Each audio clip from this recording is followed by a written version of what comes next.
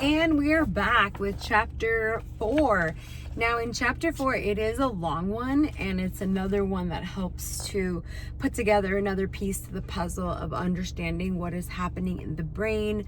In particular, when you're in a trigger or when you're in a state of having a moment where you have no words, where you're kind of shut down, where you're overwhelmed, where you're stressed out. This is part of the next phase. It's part 2. This is your brain on trauma. And so the next 3 chapters will be consisted of this, and then it'll move on to more of the somatic things, like how we can train top down and bottom up, which is what we'll go through today. I'm going to explain exactly what that means. When you're in a triggered state, there's 2 ways to help yourself regulate, to be more emotionally regulated. And there's the top down, and then there's bottom up. And both of these will be dependent on like how you're paying attention, what you're paying attention to, and like what you're practicing. So this here will start with, it was a really long chapter, and I actually went on like a date with my boyfriend today. We had a lot of fun, and we went to go play the VR games. And even in the VR games, I'm like, oh my God, I hope I don't have nightmares, because like they're like zombies. They feel real. You're like feeling them touching you or coming around you. But I try to be mindful of what I do and don't do, because obviously I don't want to have nightmares. And nightmares have never been a big thing, although I have had nightmares and flashbacks of like memories of living at my childhood home where like these things did happen. But for the most part, thankfully, sleeping hasn't been a big impact. But sleeping is part of one of the things that it does talk about in here, because there's different parts of the brain that get affected during trauma. So let's go ahead and begin. Let's get into this. So anyways, it's kind of late, so that's why, because we were out. But it starts off with a story of a child who was around during the 9/11 the crashes with the towers. And he was a family friend, the doctor, right? And he went to go visit them a few days later, and he found that the child had drew a picture of the towers, and at the bottom he had drawn a trampoline. And the doctor was like, what is that? And he was like, oh, it's a trampoline. And he was so fascinated by that, because the child was able to process and come up with a solution. So like in case this happened again, right? Like in his head, he was able to process it. And what he said was that, you know, that this child was fortunate because his family was unharmed. But they were like running and fleeing from it. They were kind of in it. To what degree, I don't really know exactly, but he said he was able to grasp that the tragedy that had witnessed had come to an end. And this is an important part. Like when things come to an end, our bodies are able to essentially come to a conclusion of like processing the information and leaving it there, not taking it with us forever or however long. So during disasters, young children usually take their cues from their parents. Caregivers remain calm and responsive to their needs. They often survive terrible incidents without serious psychological scars. I thought that was very interesting. He also goes on to say that when we play an active role by running away from it, thus becoming an agent in our own rescue, once we're able to reach the safety of home, the alarm bells in the brain and body become quieted. So this beginning of the chapter, he's talking about how traumatized people will become stuck because they're not able to essentially integrate new experiences in their lives, especially if they were held down and forced and not able to like run away and say no and stop it and defend themselves and have protectors, which makes sense, right? So this is like the differences of just distinguishing how some terrible things can happen. And even with us having children, we're like, oh my gosh, how do I protect my child from certain things that happen? It very much is in how we love them, how we protect them, how we defend them, how we fight for them. And so I think about certain things that happened in my daughter's childhood, right? Like, I obviously was in toxic relationships, and she saw things that she shouldn't have seen. Like, I had to go through like domestic violence classes, and like really had to step away from situations. And obviously there's a lot of regret in my my past. I've had to like work on forgiving myself and letting those things go, like to forgive myself and move forward, because I felt like, damn, like what I put her through and how her brain developed, right? But it's also interesting that children can be more resilient when they have parents that protect them, and they're able to say no, or they're able to do something about it, as opposed to being forced, and how it changes the way that the brain is being developed, especially from age 0 to 7.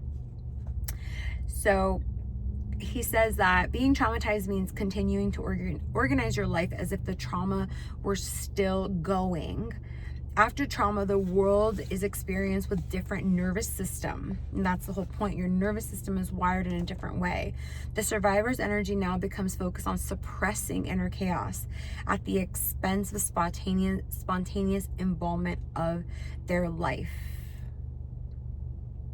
And it's a whole range of physical symptoms, including fibromyalgia, chronic fatigue, and other autoimmune diseases.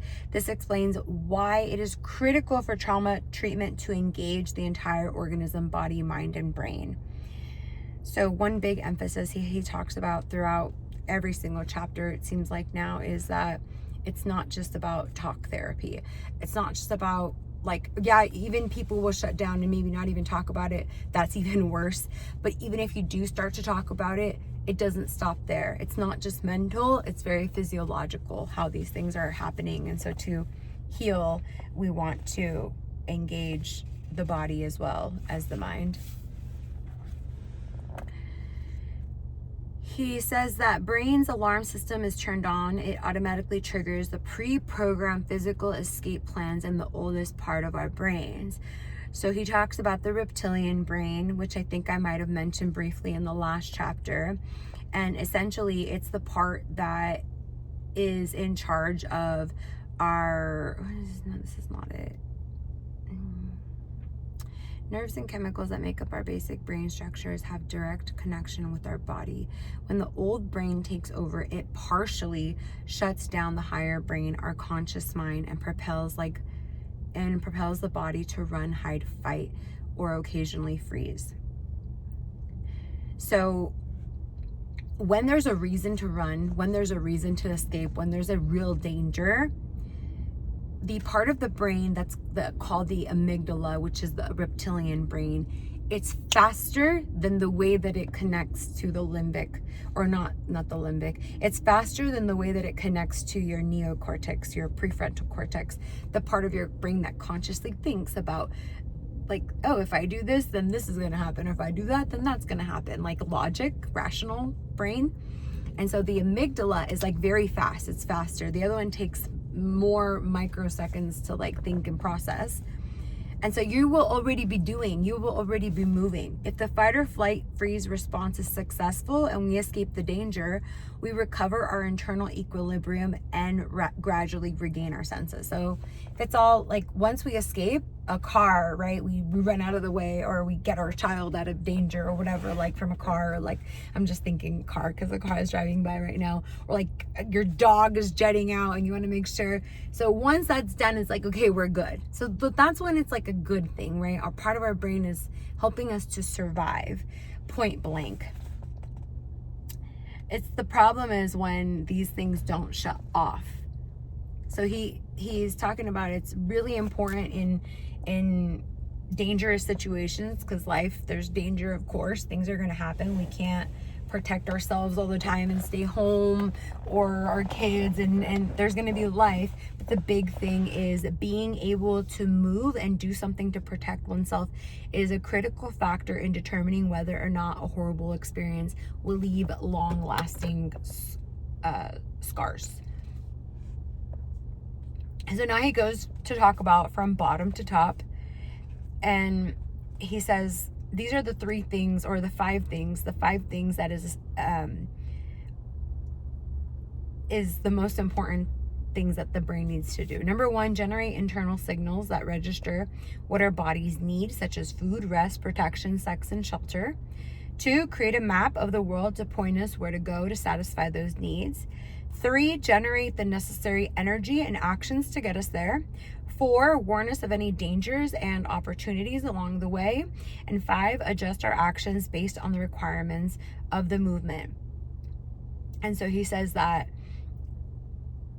when we are too paralyzed to move, when our actions do not correspond to our needs, or when our relationships break down, when we're not able to do these things, that's when it's a problem, right? And so obviously some of these things seem so obvious, but because the brain is, when you're being developed from the womb all the way to age 7, it starts bottom up. So the reptilian part of the brain, which is in charge of all the things that a baby can do, like crying and pooping and peeing, defecating and eating and suckling and digestion and your temperature, regulating your temperature, all of that is part of the reptilian brain.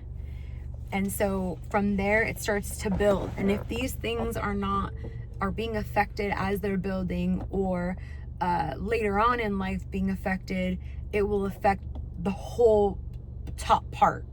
Like, so obviously these are pretty basic needs, but the reason why he's talking about it is because the cognitive brain is only 30% of our skull. So the other 70% is the reptilian brain and the limbic brain, which is not really what we're conscious of.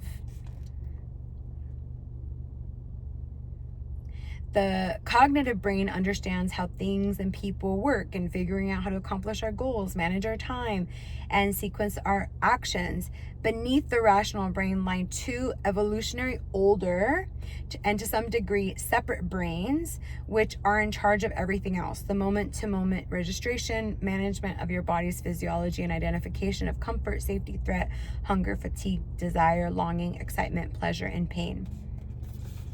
So it's very like, this chapter is very like, all 4 of these chapters have been very sciencey and very big words. And luckily, as I mentioned before, like I did take that class, and it was very, I think just the brain is just so fascinating to me. It's just incredible. So the reptilian brain is responsible for all the, so I said that, all the things that newborns do. The brainstem and the hypothalamus, which sits directly above it, together control the energy levels of the body. So this is the other part that was pretty fascinating. He says that even though like, it's like, oh yeah, this is basic. Like, why would I want to know about the reptilian part of my brain when it's this part of my brain that I'm trying to figure out, how do I become more conscious? And it's like, well, the thing is that a lot of psychological problems involve difficulties with sleep, appetite, touch, digestion, and arousal. And those 5 specifically are part of that reptilian part of your brain, right? So something is going on underneath the surface of what we think is in charge, our cognitive brain, our mindfulness. And if we can't tap into that, then we can't function correctly at a more conscious level, at a more rational level.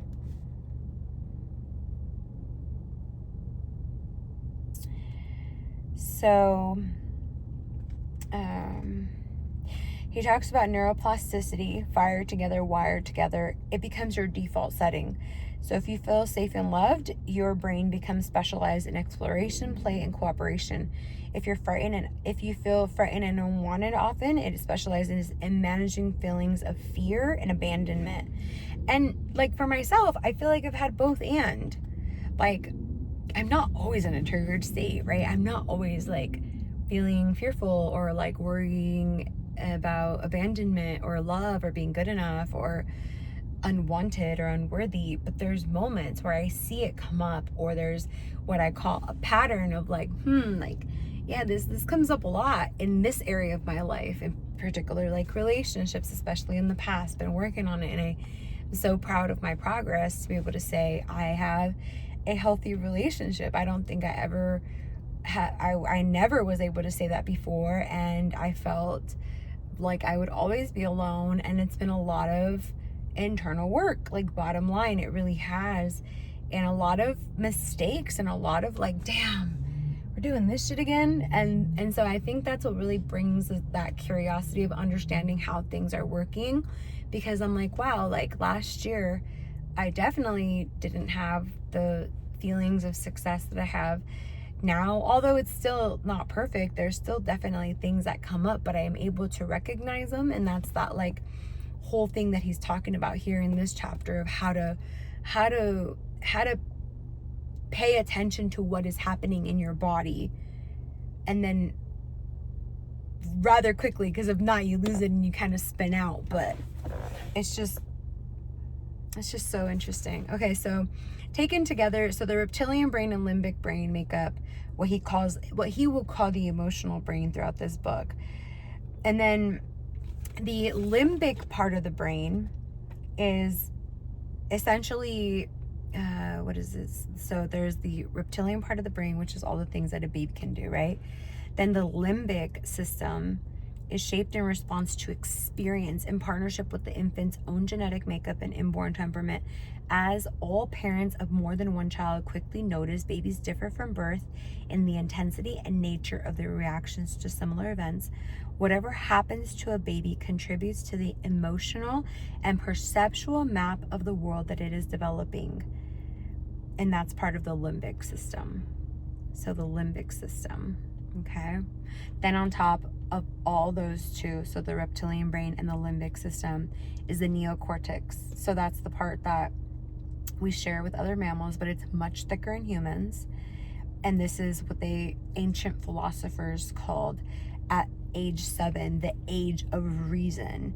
And this is when it's the two parts of the frontal lobe there where you can start to plan and reflect and imagine and play future scenarios, help us predict what will happen if we take one action, like applying for a new job, or neglect another, like not paying our rent, etc. The things that we need to be doing when we're in a trigger that are hard to access, which is the part that has extremely helped me. And that's why I'm sharing this, because like once you understand it, you're like, okay, and you can stop being and feeling those feelings of like shame or embarrassment or frustration with self, and start to realize like this is just what's happening. And it doesn't mean you're doing anything wrong. It just means, how could we do this in a way that can be a little bit more like slower, or a little bit more like communicative in the brain, of like paying attention, like, oh, my body's getting hot, or I'm starting to feel my heart racing, or my face is getting red,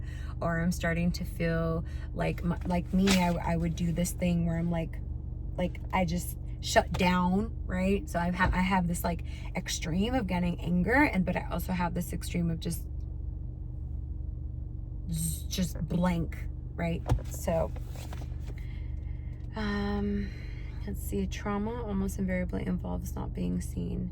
So he talks about something called these mirroring, what is it? Mirroring neurons? Yeah, mirror neurons. So mirror neurons are, and he said he's going to go more into detail into a different chapter, but the reason why he talks about it in this chapter is because trauma also invariably involves not being seen, not being mirrored, and not being taken into account. So treatment needs to reactivate the capacity to safely mirror and be mirrored by others, but also to resist being hijacked by others' negative emotions. And when we have well-functioning frontal lobes, this is what's crucial for harmonious relationships with our other fellow humans. So essentially he talks about how if there's the reptilian brain that's happening from womb, your part of your brain that's being created, then there's a limbic system that's part of your experiences that you're having from age 0 to 7. Then at age 7, the neocortex is starting to finish up there. and that is the part of the rational brain, right? But the mirror neurons are part of this place of feeling seen, feeling understood, being considered. And if that is not being wired together, essentially, then you have these issues later on with relationships, because you don't have this context, you don't have this experience of being able to understand and be understood, to see that people could have different experiences or thoughts or preferences or whatever. And like, I think that he talks about it here, because he says this is also what, oh my God, blew my mind. I was like, this is like everybody. Without flexible, active frontal lobes, people become creatures of habit and their relationships become superficial and routine. Invention and innovation, discovery and wonder are all lacking. And I'm like, that's like the majority of humans, right? They even say like, oh, humans are creatures of habit. And yeah, there's some routine that are good for like structure, but also like, how many of us in this world are so unhappy, are so doing things that are like their life is boring, or they just feel like, I'm just living day to day, I have no meaning, I have no purpose. Meaningful connections and relationships, imagination and creativity, innovation and invention, like discovery and wonder. So it's like, wow, like, again, this is fascinating to me, because I think that sometimes we think that trauma needs to be this big event, which it can be, but it could be also micro events that again affect the brain. It's your experience, it's people's experience of that thing, their own personal experience of that thing. And so to not be, I think, understood or even understand ourselves, most importantly, is so sad, because then we never get to experience what we could potentially experience. It's not because we're broken or we have this issue, or we are depressed, or it's like, well, why? But why? Like, why is the anxiety there? Why is the, issues of this thing with your brain, the depression, the feeling down, the having a lack of motivation? Like, there's got to be a reason, right? Let's get to the bottom of that. What if there is some things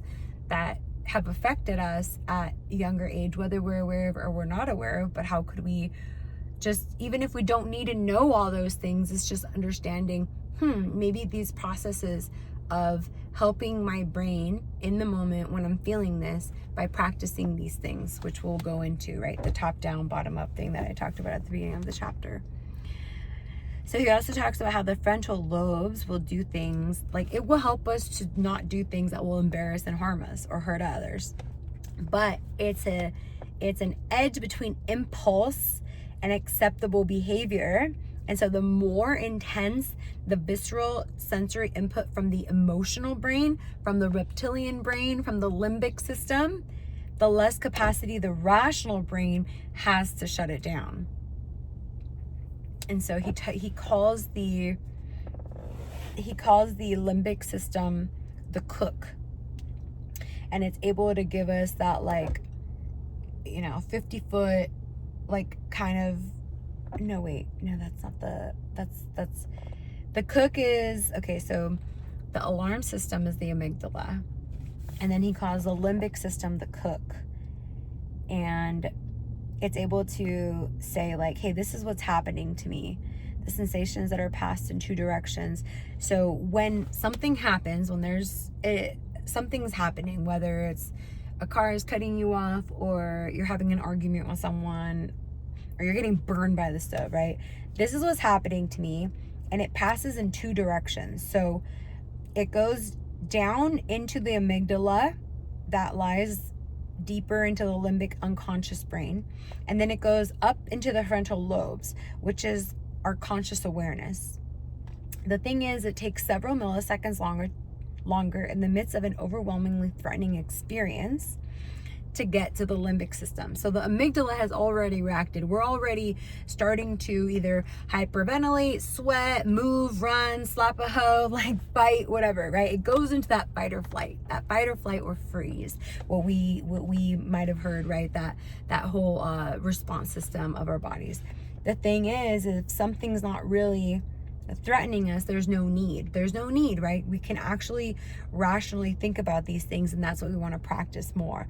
But also learning how to calm the ANS, which is your autonomic nervous system, which is part of that amygdala and the limbic system. So recruiting the stress hormone system and the autonomic nervous system to orchestrate a whole body response. The amygdala processes the information it receives from the thalamus faster than the frontal lobes do. It decides whether incoming information is a threat to our survival even before we are continuously aware of the danger. We are consciously aware of the danger. So it already will tell us what to do. Our body will start. The smoke detector is usually pretty good at picking up danger cues.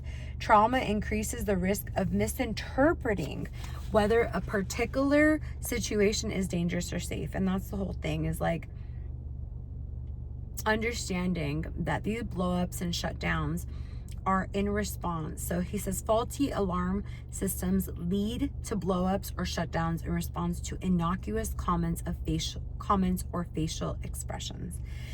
I mean, there's been so many times in my relationships, and even in the current one, especially in the current one, because this is the one where we've both done the work, right? We both have done this work to heal and to be better for ourselves and for each other. But a facial expression or a comment, and me, I'm speaking for myself, because again, this is my process. Of course, like I'm sure he's done it too, but like there's been times when I've taken a comment out of context, or a facial expression and taking it personally when it's really nothing.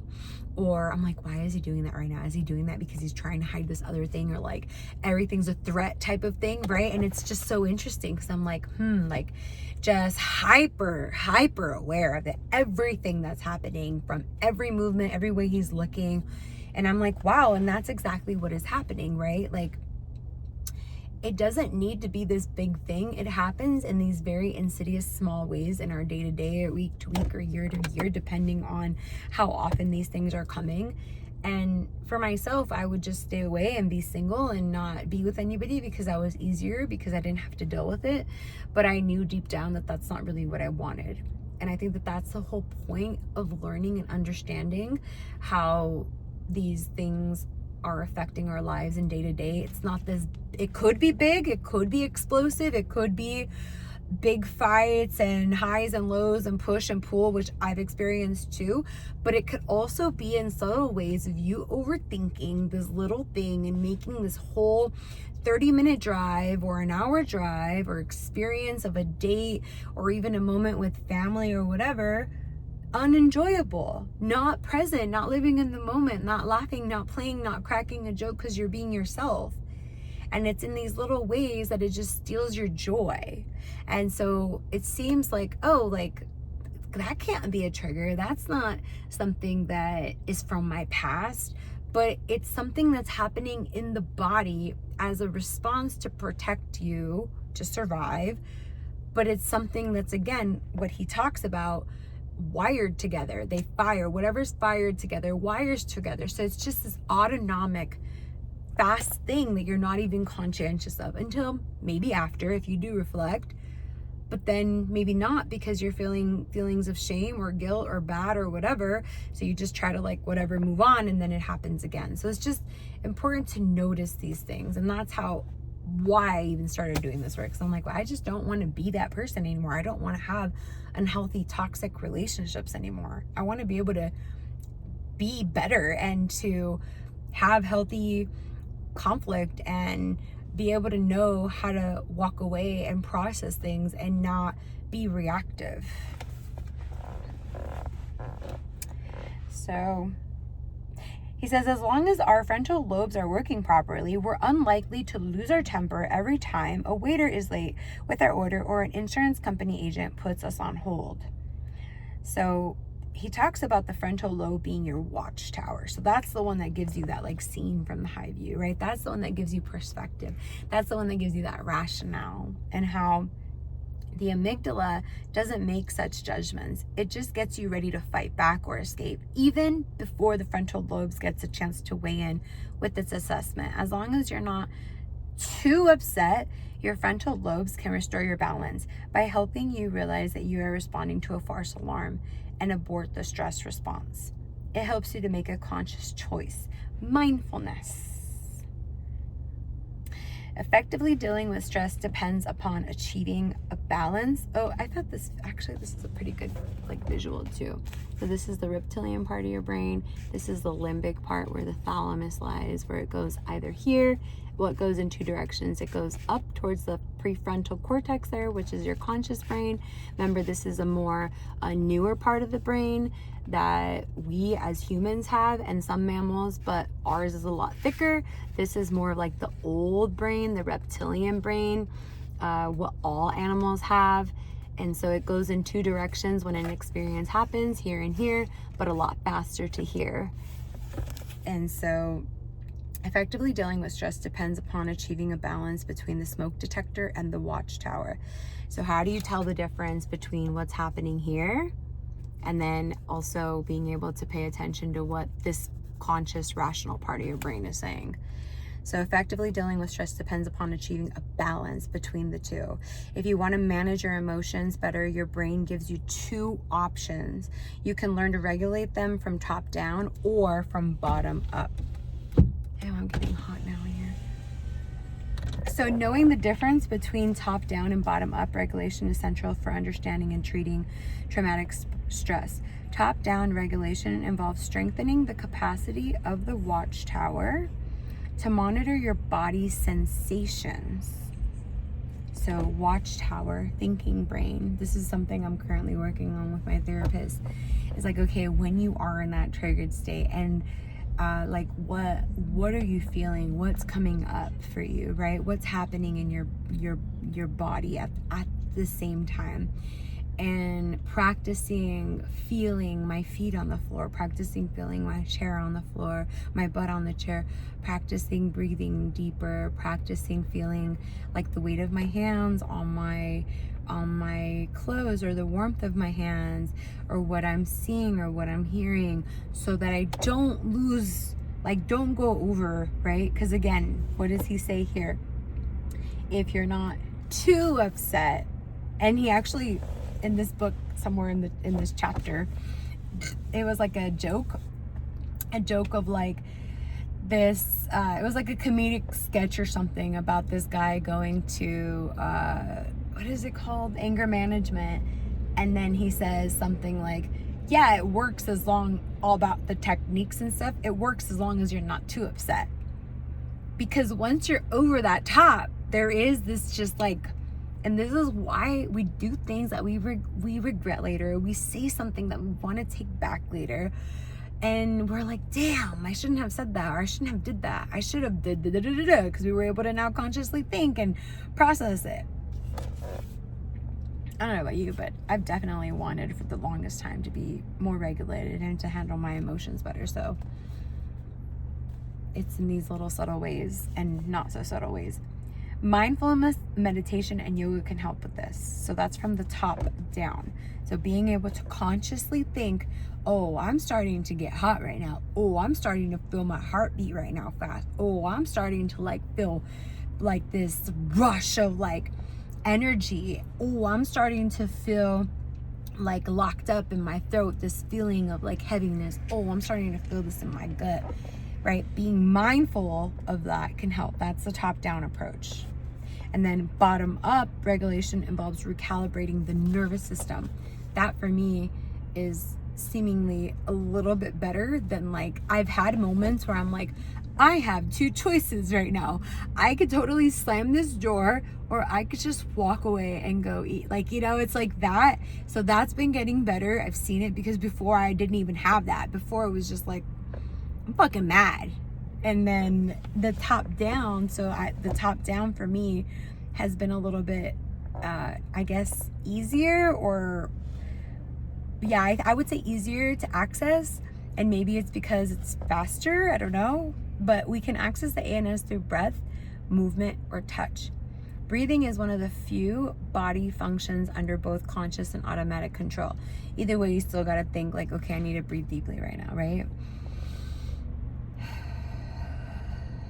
Just taking that breath to slow it down so it doesn't get to that point of being over the top. Psychologists usually try to help people use insight and understanding to manage their behavior. However, neuroscience research shows that very few psychological problems are the result of defects in understanding. Like, we get it, right? He's saying too, like, talk therapy, like, is only gonna work if you're able to ground yourself in the moment and, like, get to that place and bring it into here and know that it's not happening here and now, right? To be able to, like, regulate yourself while a feeling is being remembered, or a thought is being remembered, or this experience is being brought to the surface, and still being able to regulate yourself and calm yourself and breathe and essentially, like, heal yourself in that moment, right? Mother yourself, father yourself. He doesn't talk about that, but, like, that's a big thing in the spiritual space and the healing space, is like reparenting, right? So how do you do those things? By also teaching and showing your body that we're safe now, that's not actually happening anymore. And so he talks about, like, in psychology, it's they try to help with insight and understanding, kind of like what we're doing here, right? But that it's not like a lack of understanding. Like, we get what we're doing that we don't want to do. It's more of a he says, however, neuroscience research shows that very few psychological problems are the result of defects in understanding. Most originate in pressures from deeper regions in the brain that drive our perceptions and attentions. When the alarm bell of the emotional brain keeps signaling that you are in danger, no amount of insight will silence it. And yeah, he says that it's our emotional and rational brains, when they're in conflict, it's like a tug of war ensues. And I have felt that so many times. Like, it's this fight, right? Of like, nah, fuck that. Like, hell no, this person is not going to take advantage of me. Or who the fuck they think I am? They think I'm stupid. Like, he thinks I'm stupid. Like, please. Like, I am a detective. Like, I am like, I will find out. Let me find out. And then the other part of me that's like, dude, like, it doesn't matter. Like, let it go. Who cares? You don't even have actual, like, proof. This is what if nothing is happening? Like, we want to be better. Let's move forward. Like, let this go. You have so much to focus on right now. You have so many other things happening in your life that are exciting that you could be devoted to and, like, in right now, as opposed to, like, being in, you know? And so it's like, I want to be better, and I want to grow, and I want to change, and I want to transform, and I want to not let this thing own me or react in this way. But I'm like, nah, fuck that. Like, like, don't come at me like that. So it's just this, like, tug of war that ensues, and that's what's happening between the emotional and rational brains.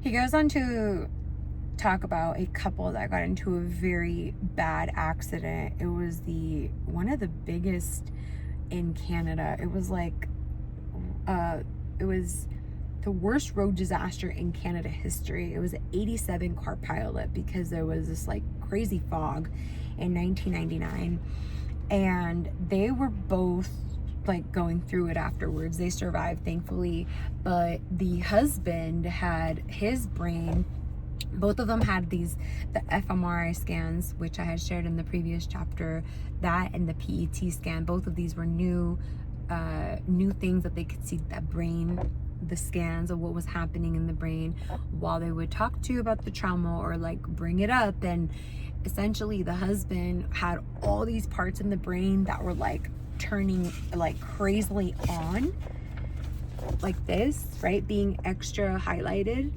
while the wife had this happening. Like, she had the opposite. It was like disassociation times 10, where it's called depersonalization. And essentially he talks about how both of these are reasons of which how people process things, and that usually they'll go from one to the other. They could go from one to the other. I feel like I've definitely had both, where I've been hyperactive and feeling, like, super stressed and feeling more of, like, that anger or rage or frustrated or, like, really just overwhelming like feeling. And then I've also had that, like, shut down, you know, experience. He says, when reliving trauma is dramatic, frightening, and potentially self-destructive, over time, a lack of presence... Oh, wait, I went way too far. So what was he talking about in terms of this that I wanted to talk about? Because there was a couple pages on disassociation and reliving. So intense and barely uncontrollable. So intense emotions make people feel crazy. It makes them feel like they don't belong to the human race.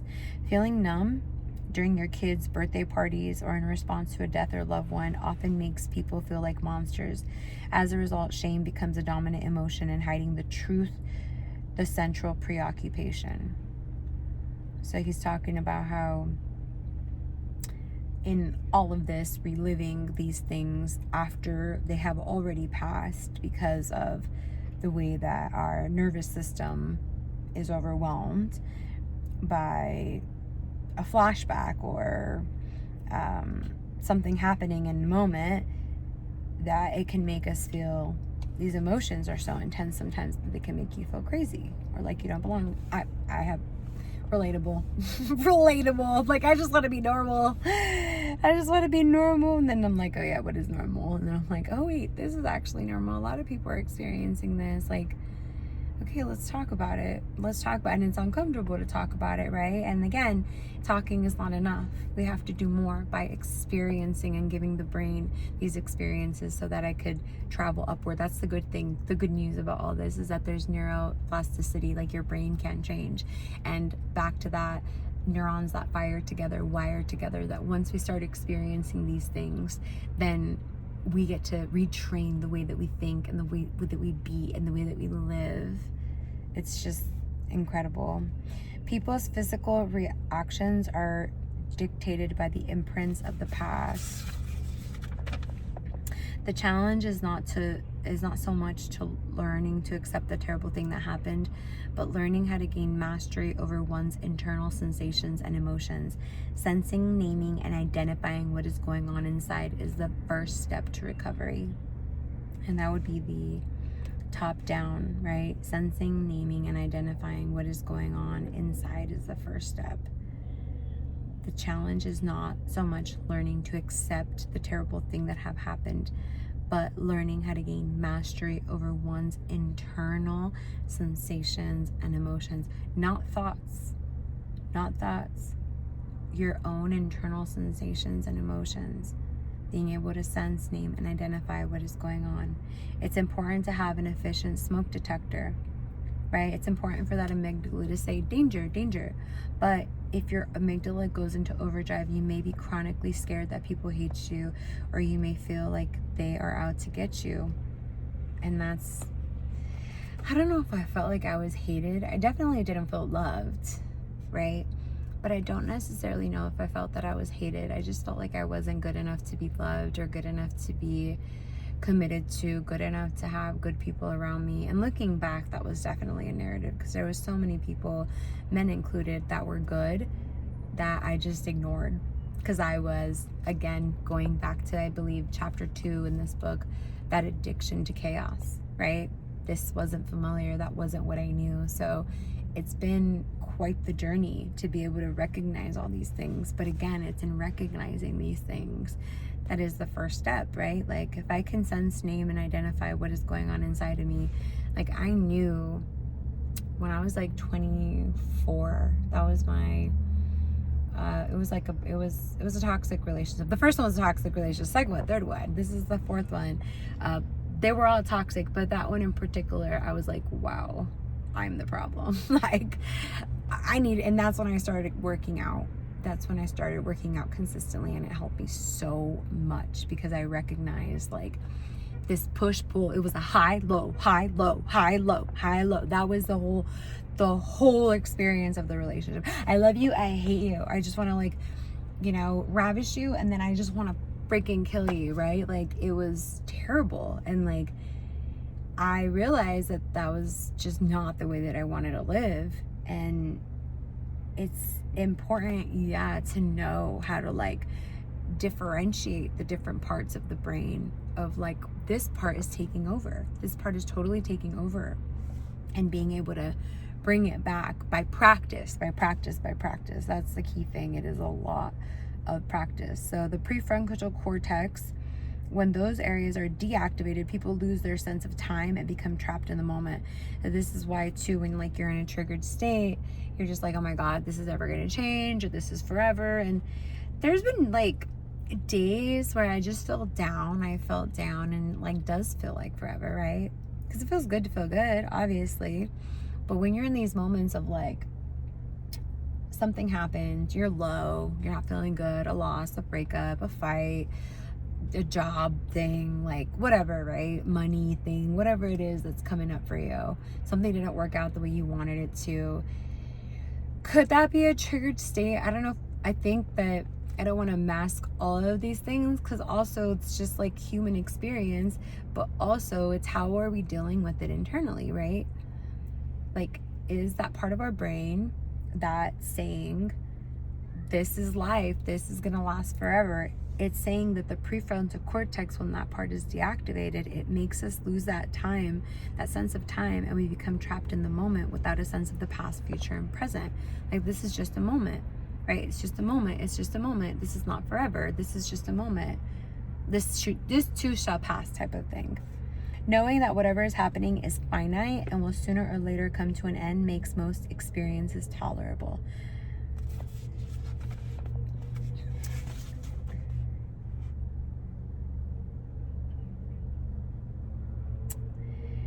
He talks about how visiting the past in therapy should be done only when people are rooted in the present and feeling calm, safe, grounded. He said that means when you can feel your butt in the chair, see the light coming through the window, feel the tension in your calves, hear the wind stirring in the tree outside. Being anchored in the present while revisiting the trauma opens the possibility of deeply knowing that the terrible events belong to the past. And for that to happen, the brain's watchtower, cook, and timekeeper need to be online. Therapy won't work as long as people keep being pulled back into the past. And he goes on to talk about the wife, where she had all parts of her brain, mostly all parts of her brain shut down. Almost every area of the brain has decreased activation, interfering with thinking, focus, and orientation. And her whole thing was like her mom would like beat her, so she would just shut down as a child. So that was just her way of like processing things. It ends with saying, while reliving trauma is dramatic, frightening, and potentially self-destructive, over time, a lack of presence can be even more damaging. This is a particular problem with traumatized children. The acting out kids tend to get attention. The blanked out ones don't bother anybody and are left to lose their future bit by bit. So it's like, yeah, it could be dramatic, frightening, and potentially self-destructive to relive the trauma. And he's not talking about like therapy, he's talking about just reliving it day to day when you're having these like high stressors, flashbacks, triggers, where you're reacting, right, instead of like thinking rationally. But he's also talking about like the husband compared to the wife, where she's more like shut down, and that also could be more damaging. And in children in particular, when you see these two type of kids, one that's more shut down and one that's more explosive, the one that's more shut down is more at risk because they're the ones that don't bother anybody, right? So they get more ignored versus the ones that are creating scenes and trying to get attention, right? Both a cry for help and both being robbed of their future bit by bit. When you can't fully be here, you go to the place where you did feel alive, even if those places are filled with horror and misery.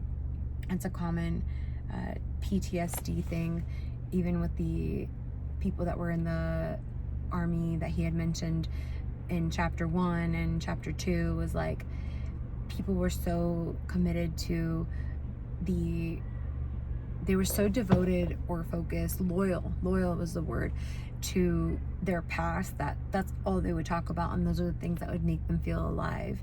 And I thought that was interesting, because I'm like, wow, like for myself, I want to be mindful of that, because I've created stories in my head of this, like, this is just my life, like this is just who I am, this is what happens. And it usually is always in a triggered state. Like this is it. This is, yep, see, I can't have relationships. Like, this is just, I'm gonna be single forever. Oh, you know what? Let me go find a new place right now. Like, let me go. Where am I gonna move to? Like, how am I gonna make this happen? You know, I'll figure it out. I always figure it out. And it's like,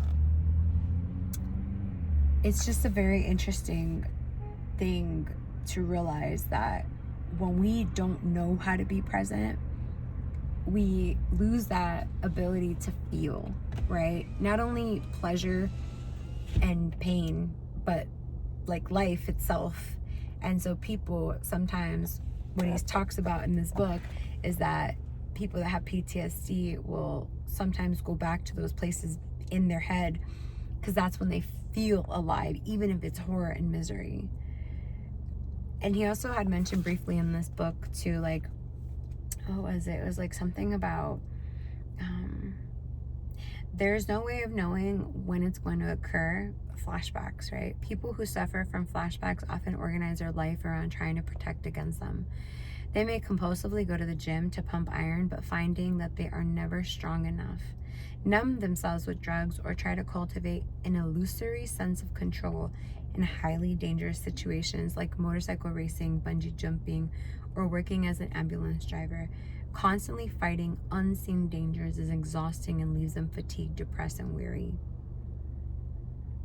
It's just like finding those things, right, to try to make you feel alive. But you're also fighting things, like the danger of it. And in the end, he says, we must most of all help our patients to live fully and securely in the present. In order to do that, we need to help bring those brain structures that deserted them when they were overwhelmed by trauma back. Desensitization may make you less reactive, but if you cannot feel satisfaction in ordinary everyday things like taking a walk, cooking a meal, or playing with your kids, life will pass you by. So the both and, right? Like, I think one time I played a song at Orange Theory in a class, and it was like an angry song, but it was a good song. Like one of those, I don't know if it was like, what is that one song? How does it go? I'll try to connect it here and play it at the end as the video ends. But this lady was like, I don't like it. It makes it's like anger. I'm like, it's good to get all your anger out, you know? She's like, I don't get angry. And I never forgot that. Because I was like, what do you mean you never get angry? And I think it's just one of those things of like recognizing that it's neither good nor bad to not feel anything compared to being super reactive. Sure, one of them will get you less in trouble, right? Like the kids. But it's not about that. Obviously, we don't want nobody in jail and to lose their life and to do something stupid, right? That definitely does happen. But it's more about the ability to be present and to enjoy our lives day to day, like a hug from a loved one and cooking a meal with our kids or our loved ones and sharing a meal with our loved ones and going for a walk with the dog and looking at the tree. And like, it's those mundane things, being able to find the joy in that and be present so that life doesn't pass us by. This chapter was super long, 52 minutes now, wow, but it's super good. The next chapter, we're going into the body-brain connections. I hope that this is helping you in some way make those connections. Also sharing my story, I hope that that's also helping you to feel less alone and more, I guess, seen, understood, relatable, right? Like, oh wow, that's interesting to know that. And that makes sense. I hope it's helping you to make sense of things as much as it's helping me put things together, and it's very interesting. Today's chapter was a little hard to go through, and it's already nighttime, so I'm gonna go home. It's 7:47, crazy. I've been here since like 5 reading and then doing this. And I'll see you guys next week. Like this video, comment below what your biggest takeaway was, if you're following along, or just say hi. I wanna know if you're following along. Say hi. Bye.